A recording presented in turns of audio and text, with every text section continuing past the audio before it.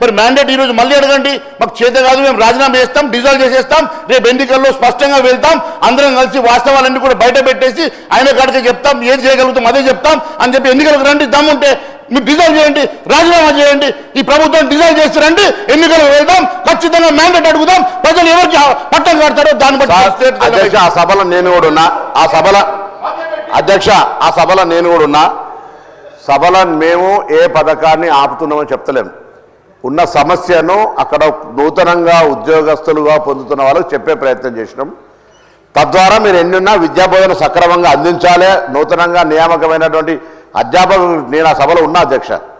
ఇప్పుడు ఒకటే కోరుతా ఉన్నాం, అప్పులకు సంబంధించిన ఉన్నాయని తెలుసు, ఆర్థిక వ్యవస్థీకరణ చేస్తున్నాము.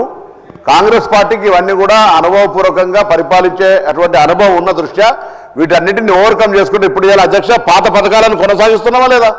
షాదీ ముబారకులు కావచ్చు, కళ్యాణ లక్ష్మీలు కావచ్చు, రైతు బంధు కావచ్చు, లేకపోతే ఇవాళ కొత్తగా 200 యూనిట్లు కావచ్చు, ఉచిత బస్సుల మహిళా బస్సు కావచ్చు, రైతు బోనస్ కావచ్చు, రైతు రుణమాఫీ కావచ్చు, ఇన్ని కార్యక్రమాలు మీరు జరుపుతున్నాం అధ్యక్ష.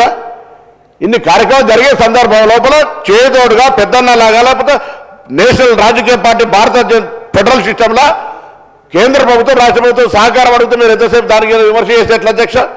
ఇలా బరాబర్గా ముఖ్యమంత్రి గారు అక్కడ ఏమన్నా ఊపర్ శర్వాణి అందరు పరిశాని అంటే అక్కడ ఉండేటటువంటి ఆర్థిక ఆహార పరిస్థితి బాగా గొప్పగా చూపెట్టినారు. ఇట్లాగా భవనాలు కట్టో లేకపోతే అందమైన భవనాలతో తెలంగాణ ఆర్థికంగా గొప్పగా ఉన్నది అనుకునేది ఇది కొద్దిగా ఇబ్బందికరం ఉన్నది, అయినా అన్ని అధిగమిస్తున్నాం చేస్తామని చెప్పినారు.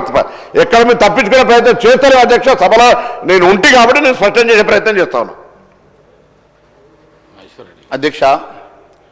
మళ్ళీ అదే అబద్ధాలు చెప్పే ప్రయత్నం చేస్తున్నారు అధ్యక్ష, మళ్ళీ అదే మాట అధ్యక్ష. గౌరవ మంత్రి గారు, ఒక క్యాబినెట్ మంత్రి గారు వారు ఈ రకంగా మరి తప్పు మాట్లాడి అబద్ధం మాట్లాడి మొత్తము 100% రుణమాఫీ జరిగిందంటారు అధ్యక్ష. మరి నిర్మల్ పేరు తీసుకున్నారు కదా అధ్యక్ష, మరి ఎప్పుడు వెళ్దామో చెప్పమనండి. నిర్మల్లో అందరికీ ఒకవేళ వచ్చిందా, మరి అక్కడే కూర్చొని మీటింగ్ పెడదాం, రాని వాళ్ళందరినీ తీసుకొచ్చి వారి ముందు నిల్చోబెడతా, మరి దానికి మీరు సిద్ధమా అని అడుగుతా ఉన్నా. బీజేఎల్పీ నాయకులు మహేశ్వర్ రెడ్డి గారు సభను ప్రక్కదోవరి పెట్టిస్తున్నారు అధ్యక్ష. ఈరోజు మా గౌరవ సహచరులు పొన్నం ప్రభాకర్ గారు, కూర్చోండి సార్, అంత ఆవేశం ఏంటి సార్? ఇప్పుడు మేము మా ప్రభుత్వ పరిపాలనకు సంబంధించి పొన్నం ప్రభాకర్ గారు స్పష్టంగా చెప్పడం జరిగింది అధ్యక్ష.